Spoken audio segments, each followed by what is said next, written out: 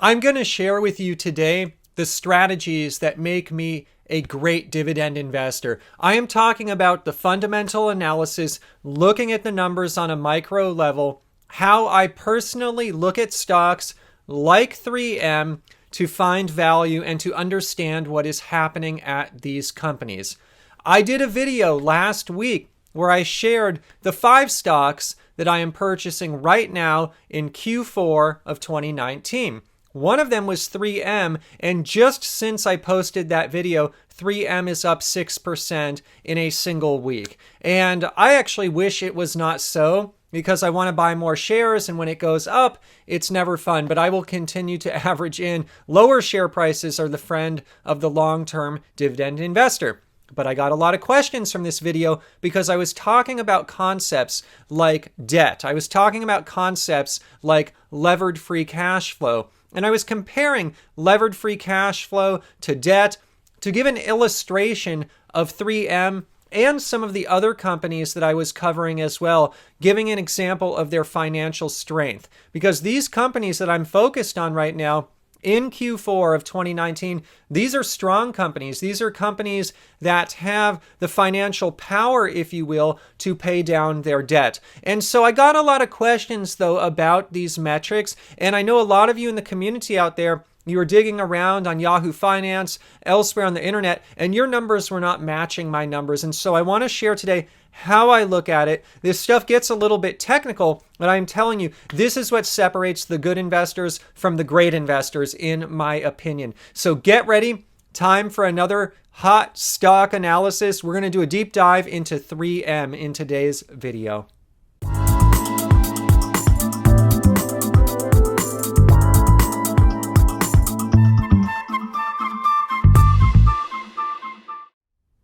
So I'm just going to quickly summarize what I shared in the last video on the screen right now. What you'll see is 3M last week versus 3M this week. And in particular, I want to highlight what you see at the bottom of this chart on the screen. What you can see is that 3M, per Yahoo Finance, has $16.87 billion in debt. And in terms of levered free cash flow from Yahoo Finance, they have $3.94 billion.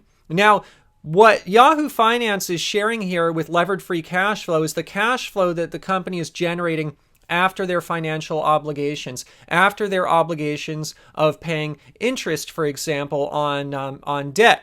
Now, what levered free cash flow does not include is dividend payments. So it's before paying out cash flow for dividends. So something to keep in mind. But theoretically, the reason I like this concept so much, I take the debt, I divide by levered free cash flows, it gives me a sense, in the worst case, if things were going really bad, how difficult would it be for 3M or any other company to pay down all of their debt? For example, if they had to just suspend a dividend, use their levered free cash flow, pay down the debt, how long would it take? And so for 3M, I get about 4.28 years. That's what I get when I divide their debt by the levered free cash flow.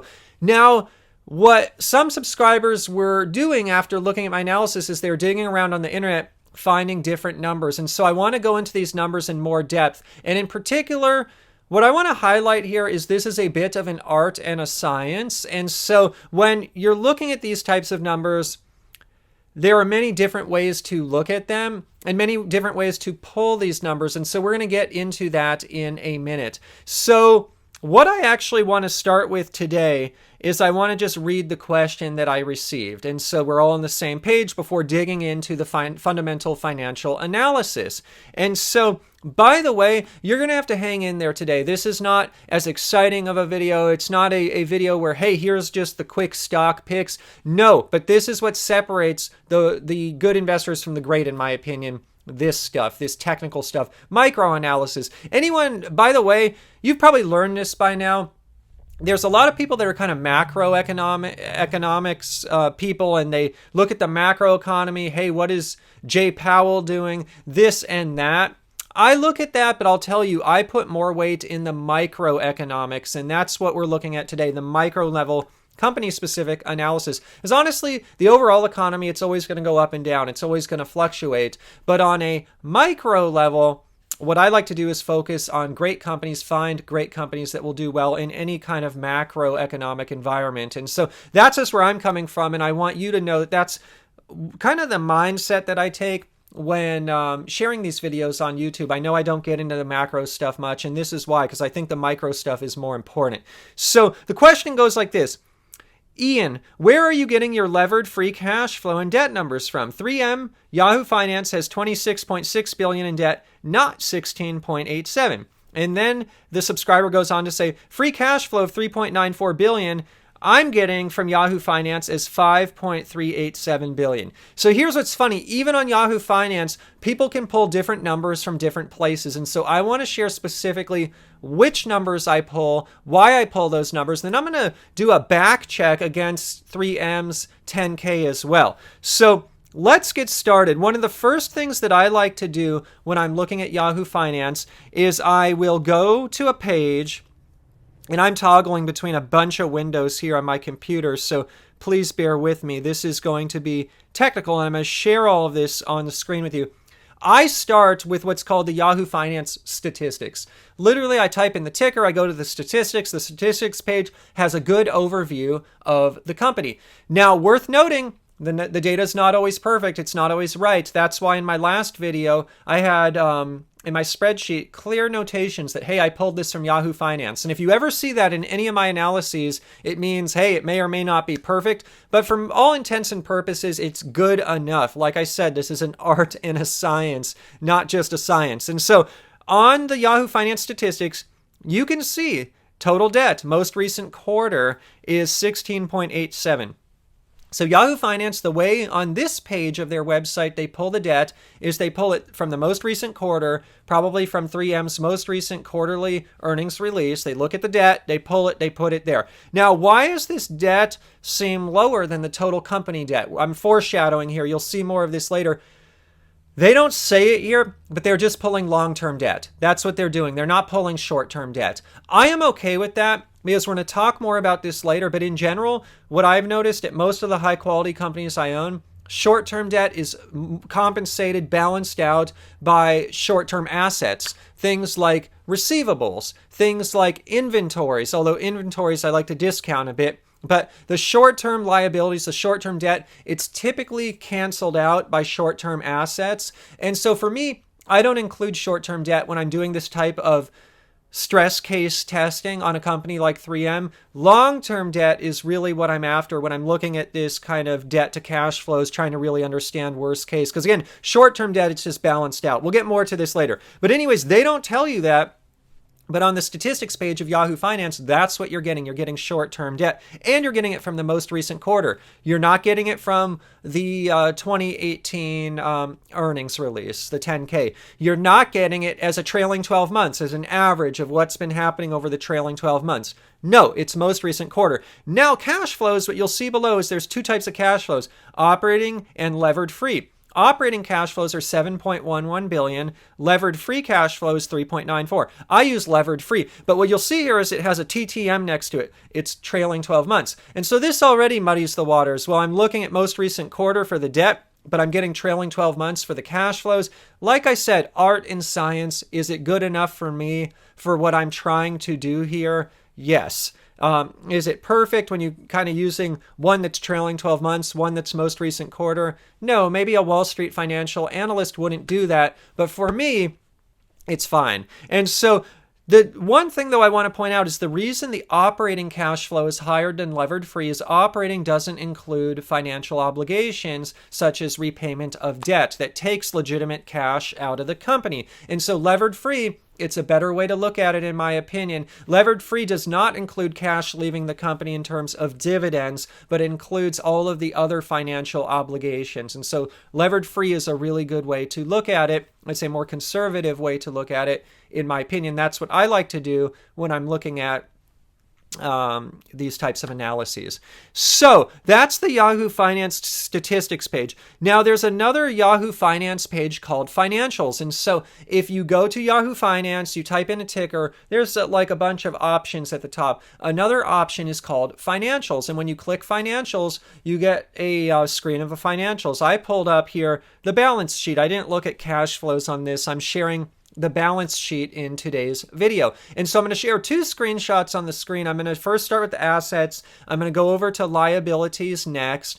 But what I'm looking at here is literally the financials page. And so unfortunately, to actually take these screenshots and make them work on this video, I don't have all the column headings, but the first column, I'll just tell you, is the trailing 12 months. The second column is the 2018 10K, third 2017, fourth 2016. And so the way Yahoo Finance does it on this part of their website is they're looking at it that way. And so you'll see, by the way, total current assets here, 13.7 billion. A lot of that is cash, short-term investments, but you also see they have a huge amount of receivables, 5 billion. What receivables means is this is money that other companies, other customers owe 3M. And so these are orders perhaps that have been made. This is product that is being shipped or has been shipped, and they are just waiting. They're probably on net 30 terms with a lot of people, or maybe net 60, who knows.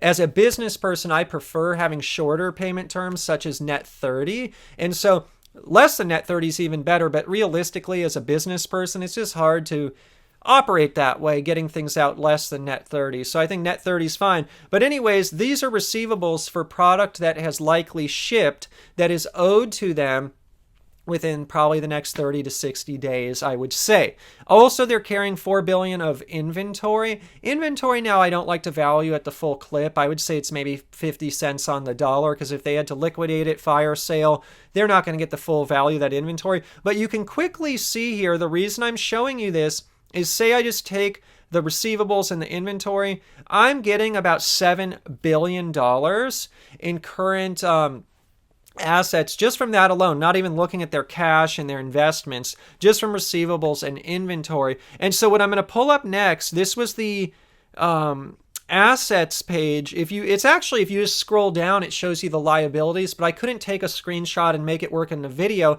So I'm now going to pop up on your screen the liabilities. I want to start with current liabilities. Current liabilities come out at about 7 billion. Remember, from the prior screen, I just showed you that receivables plus half of inventory, 50 cents on the dollar of inventory, comes out to 7. So like I said, the current liabilities are really canceled out, more than canceled out by current assets. I'm only looking at a portion, a sliver of the assets. I'm just looking at receivables and half of inventories. But I want to give you the flavor. When I'm doing this kind of stress testing on a company, I'm looking at debt. I'm trying to understand how strong is a company from a debt perspective. This is why for certain companies, not all companies, but certain companies, the premium companies, the top 5 I'm buying in Q4 2019, I'm not looking at current debt. I'm not looking at current liabilities, because again, that I don't believe conveys much of anything. It's not, because again, it's just canceled out. It's not real, if you will. And so, at least in terms of a stress test looking at debt, what is very real is long-term liabilities. So I want to look at that next. If you look at the long-term liabilities, non-current liabilities is another name for it, you can see it comes out to about 19.4 billion on a trailing 12 months basis. That's the first column. The second column, which is 2018, comes out to 18.6 billion. So trailing 12 months, a little higher than the 2018. Makes sense to me because they actually did an acquisition. And so it makes sense as the company's growing, they're taking on a little bit more long-term debt. Now, worth noting, this trailing 12 months non-current liabilities, it's different. It's different than what we saw on the statistics page, because mind you, on the statistics page, it's using most recent quarter. It's not using trailing 12 months. So you get these discrepancies, and this is where people from the channel are looking at it and they're finding different things.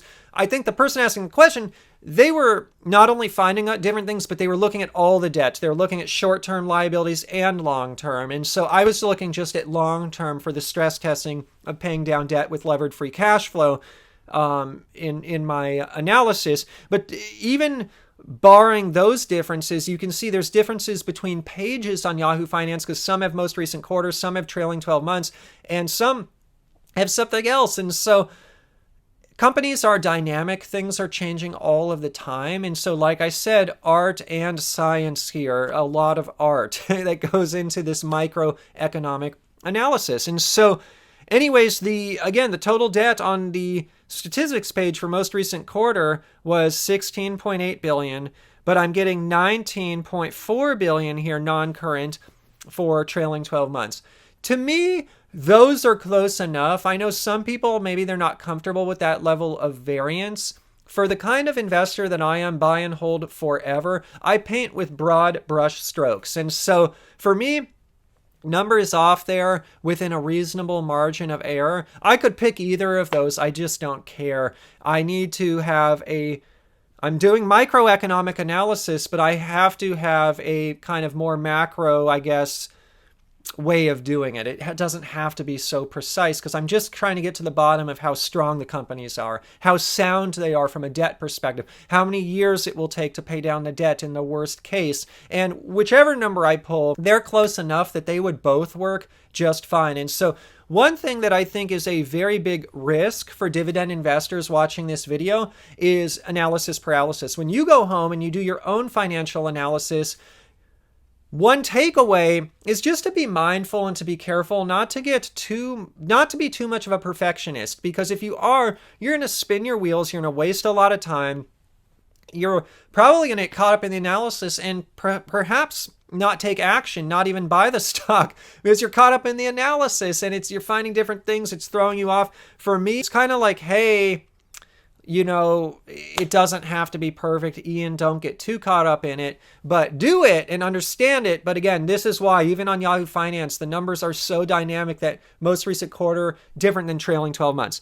And so that's the financials page. And so next, what I want to do is I want to pull up the 10K. And so I did not do this for my last video. And again, in my last video, when I showed numbers for 3M and the other stocks, this is why I had those little notes there. Hey, it's from Yahoo Finance, because Yahoo Finance, sometimes it pulls things a little different. But again, art. It's all about the art. But what I want to show you on the screen now, I'm going to pull it up. It's going to be from 3M's annual report. And what I'm going to start with is the balance sheet. This is pretty far down in the annual report, somewhere around page 58 or so, somewhere in that range.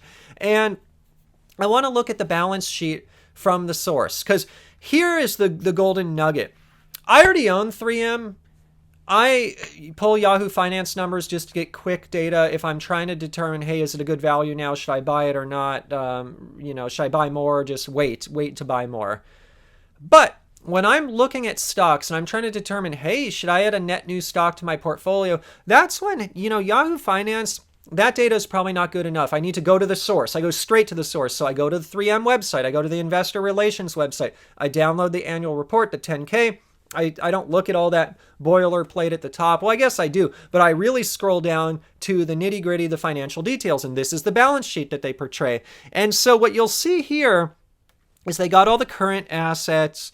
And you can see here, actually, for the year ending December 31st, accounts receivable are pretty similar to what I was pulling from Yahoo Finance. It's saying $5 billion here, but for Yahoo Finance, I think the trailing 12 was $4 billion. So like I said, these numbers are close. And honestly, that's some of the work, is just getting comfortable enough. When I'm doing these financial analysis, if I see, hey, it's off by $1 billion, comfortable enough. Doesn't have to be perfect. But if I went to this balance sheet and the receivables said, say, 500 million, but I'm pulling 4 billion on Yahoo Finance, just hypothetically, I'm saying that's when a red flag goes up and I'm like, hey, something's weird.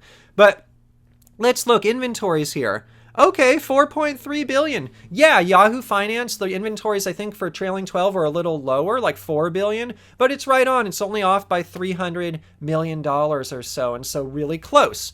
And again, this is the end of 2018 versus trailing 12. So I would expect them to be different, but I would expect them from a balance sheet perspective to be in the same ballpark. So I'm just going to go to the bottom of this thing now. You look at the liabilities section. We got current and long term. And so short-term liabilities, 7 billion. Right on. That's very similar with what Yahoo Finance had on the financials page on the balance sheet for trailing 12. And so it's nice to see it. Hey, the numbers are kind of close. They're in the same ballpark, plus or minus 7 billion. So good to see. Now, when I go down, here's where things get a little different. With the long-term debt, I'm getting things a little different than what I'm seeing on Yahoo Finance. Not too different. I'm okay with it, but a little different. So basically what I'm getting for that long-term debt is there's 13 billion, 13.4 billion just debt. Then we got pension plans, almost 3 billion. Then we got other liabilities, almost 3 billion or over 3 billion. So I add up all that stuff that looks to be, to me, based on the balance sheet, long-term in nature. I get total long-term debt of 19.408 billion. Okay, so that is what I'm seeing here on straight at the source, 19 billion. What was I pulling from Yahoo Finance? Let me just toggle between my screens here again. On the statistics page, the kind of quick snapshot, which is showing most recent quarter, I'm getting 16.8, so almost 17. So I'm getting 17, which is lower than 19.4. And so is that margin of error that big, though? A financial analyst, I know I got some of you watch my channel, some of you guys investment bankers, you're looking at this and you're probably like, yeah, Ian, that's too big. Need to dig into the numbers more. But for me, looking at it as an art, that's kind of close enough. And so that's from the statistics page. But let me go on to, I'm just digging around here on my screens. If I go to the financials page on Yahoo Finance, I look at non-current liabilities. I'm getting 19.4. And that's trailing 12 months, which is really similar. It actually looks like pretty much the same thing I'm getting. That's funny. What Yahoo's labeling trailing 12 months is the same as what the balance sheet is showing for the end of 2018. So again, Yahoo may or may not be perfect. The labels might not even always be perfect, but it's all ballpark. So, but this is good to see. At least I'm seeing that on the financials page from Yahoo, it's matching up with the real balance sheet that I'm getting the 10K from the end of 2018. So more or less, that's what's going on with debt. And so I go back to my analysis, and would these things change the outcome that much when I was comparing the long-term debt versus levered free cash flow? No, not really. It wouldn't change it too much, especially when I'm using this to compare to other companies. More or less, I still see that 3M is a very profitable company that could pay down its debt in a reasonable amount of time. And what I'm getting for 3M is plus or minus 4.28 years. That's what I'm getting. But again, I was using 16.8 billion. Maybe the debt's closer to 19. Again, we got some wiggle room in there, but more or less, what I can envision here is that 3M has the capability, if they just stop the dividend temporarily, pay down all that long-term debt, plus or minus, say, 4 or 5 years, maybe 6-year range, somewhere in there. So I want to talk about cash flows next, because levered free cash flow from Yahoo Finance, I'm getting at 3.94 billion. Where I pulled that from Yahoo Finance, I'm going to show on the screen again, is from that statistics page. I actually didn't pull cash flows from the financials page. I probably should have done that for the video. I did not. So I just went to the statistics page. And when I go to the statistics page, I was able to pull that 3.94 billion levered free cash flow. Again, which is different from operating cash flow. So let's say I want to sanity check this number. Here's where it gets a little bit more tricky. I'm going to pull up the 10K again, but this time I'm not going to pull up the balance sheet. I'm actually going to pull up the statement of cash flows. And so let me just find that really quick. All right, so I'm now going to show on the screen this statement of cash flows. And I'm actually going to have to break this one up. This is from the 10K from 3M's annual report from the end of 2018.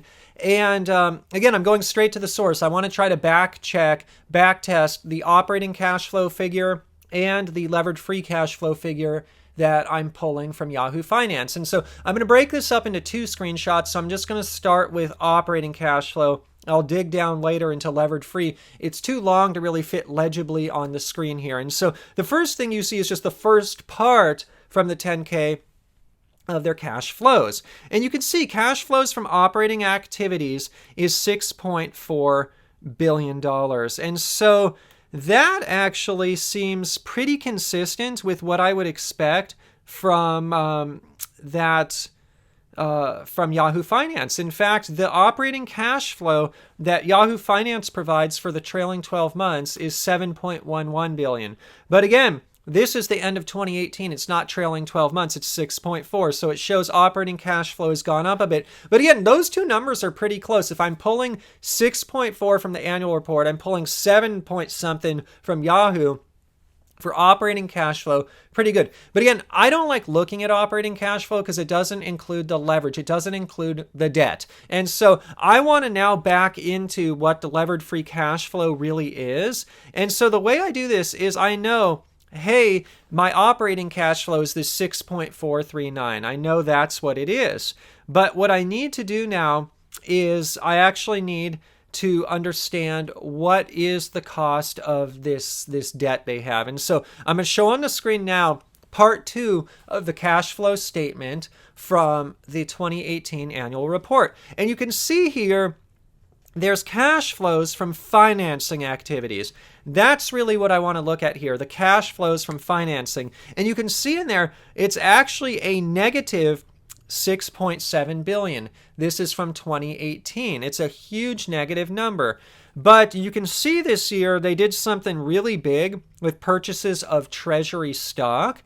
And they also have a big line item to dividends. And so the first thing, though, I know is dividends are not included in levered free cash flow. And so what I'm going to do is I'm going to take my negative 6.7 billion and I'm going to add a positive 3.193 billion for the dividends. When I do that, the cash flows from financing activities, it's actually a negative 3.5 billion. So it's a much different number.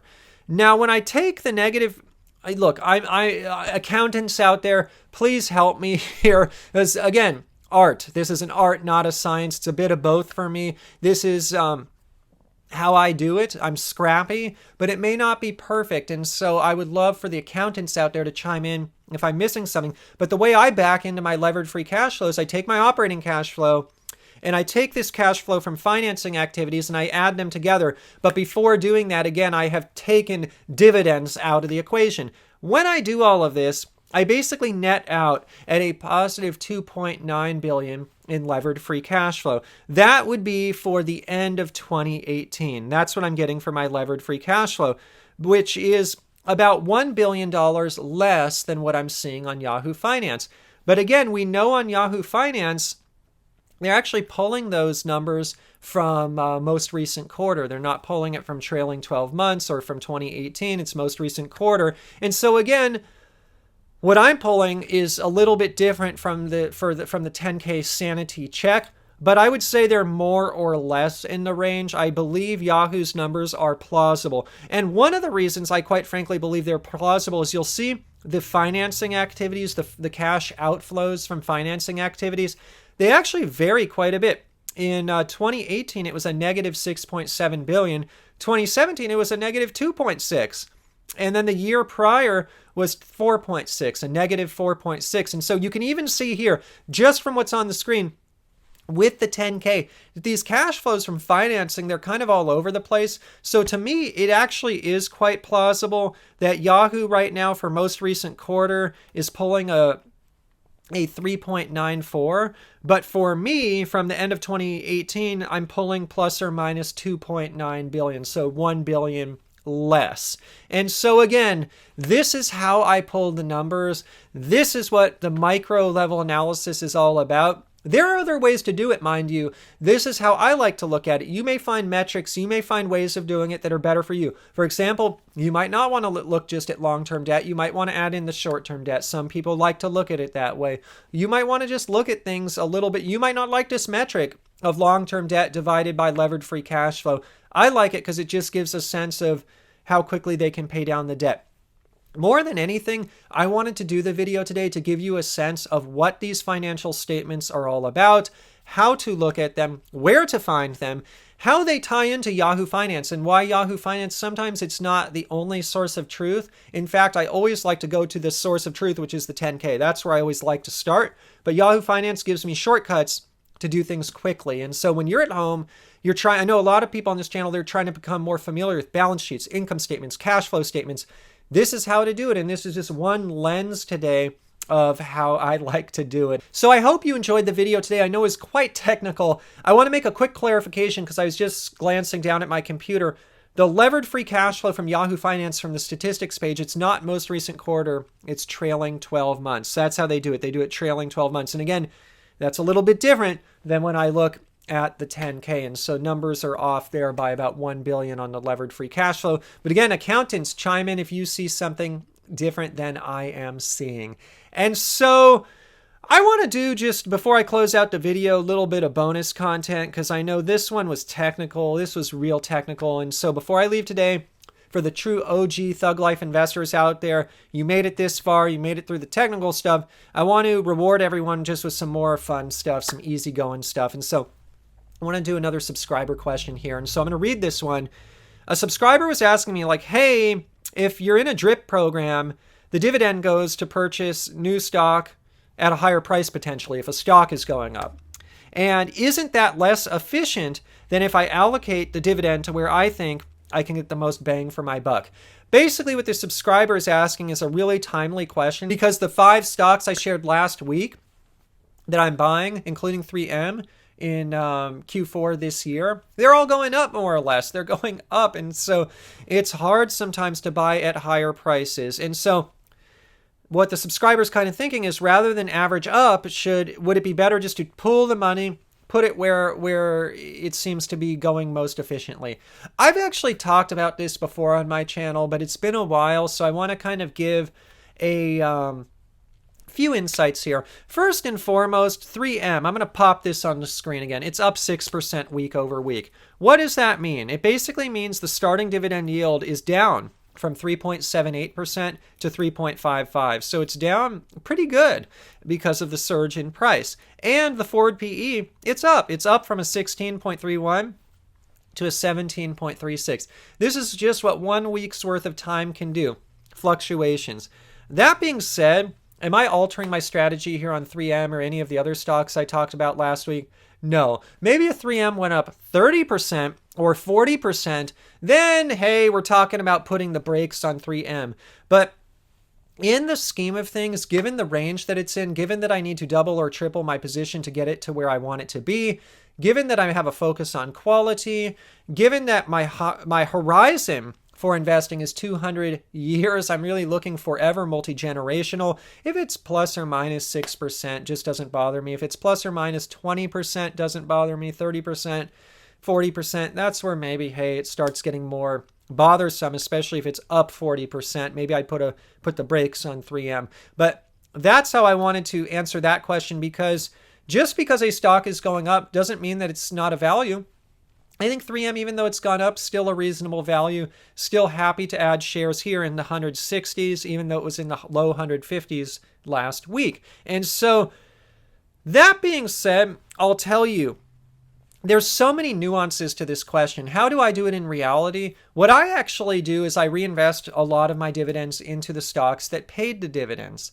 However, there are cases where I don't do that. The major case these days, quite frankly, is there's certain companies that are not as strategic. They've reached their target allocation size, and I'm actually using the cash flow to pay my bills from those stocks. I'm starting to live off of dividends. I'm realizing the dream. But more or less, if a stock is a premium stock, I don't like to penalize winners. If a stock is going up, I'm happy to reinvest higher. That being said, there's a corner case here, and I'm actually really open to pulling dividends, and I do it in cases where I need to reallocate. And so, for example, SIN stocks. I got a lot of money in SIN stocks. I'm adding more money to SIN stocks. I'm reinvesting dividends because they're a value. One day they won't be. One day they'll go through the roof. They won't be a value anymore.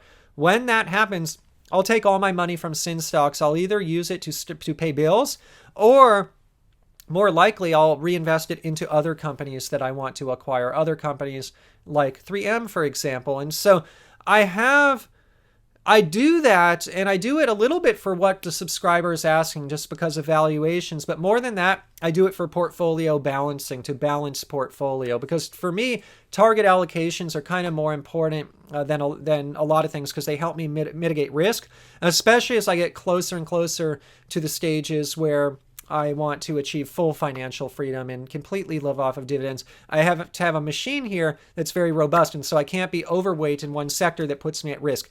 But I'll tell you, that's how I do it. I know a lot of people like to pool dividends and buy deep discounts with the dividends rather than reinvest in the stock that paid it. The key things, if you are thinking of doing that, that I would suggest looking into is, one, if you do that, are you penalizing winners?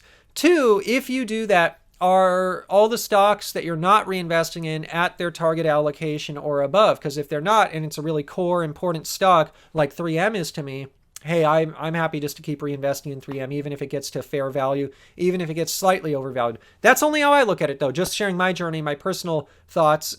There's many ways to do it. The risk with the selective reinvestment is sometimes it forces the investor to pool dividends and then reinvest in something that's less attractive or less premium. For example, if I pooled all my dividends from all my quality stocks like the 3Ms of the world, and then I have a lower quality stock in the portfolio, smaller allocation, not a core stock, an ancillary position. If it's on sale, maybe I'm tempted to take money from really high quality and put it towards lower quality. That I would say is the most fundamental risk. But if the investor is wise and the investor is pooling dividends and making sure that it goes into the right allocation, the right quality, I could see that pooling of dividends work just fine. But again, to keep things simple for me, I generally like to just reinvest in the company that paid the dividend because I don't want to penalize winners. But I do jigger it up a bit when I have allocation issues like I do for sin stocks, and I will stop reinvesting when they get to fair valuation. All right, everyone. Thank you for watching the video today. I hope you enjoyed it. If you enjoyed, please give me a like, a thumbs up, a subscription, comments. All of that means the world to me. I love the comments. I love the engagement. I will be participating in the comments below with all of you. Thank you for that.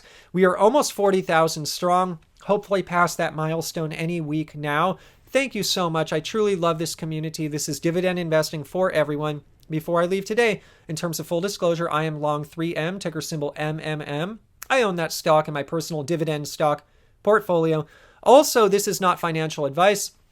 I'm not a licensed financial advisor. Today's video is just for your fun and entertainment. If you're going to go out and invest in the stock market or anywhere else, please consult a licensed financial advisor first. Just sharing my journey here on YouTube for fun and entertainment. All right, everyone, I love you all. I will see you in the next video. Those that made it this far, you are the true OG Thug Life investors.